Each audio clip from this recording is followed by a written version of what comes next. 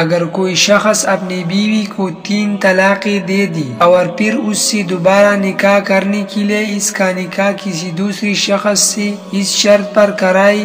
کہ وہ نکاح کے بعد اسے طلاق دے گا، ایسا کرنا ناجائز ہے۔ نبی کریم صلی اللہ علیہ وسلم نے ایسا کرنے والے اور جو شخص ایسا کروا رہا ہے دونوں پر لعنت فرمائی ہے۔ البتہ اگر کوئی شخص اپنی بیوی کو 3 طلاقیں دی اور وہ کسی دوسری جگہ طلاق دینے کی شرط کے بغیر نکاح کرے، نکاح کے بعد دوسرا شوہر حقوق زوجیت ادا کرے اور اس کے بعد اس کے شوہر کا انتقال ہو جائے یا وہ اسی اتفاقی طور پر طلاق دے دی تو وہ بیوی پہلے شوہر کے لیے حلال ہوگی۔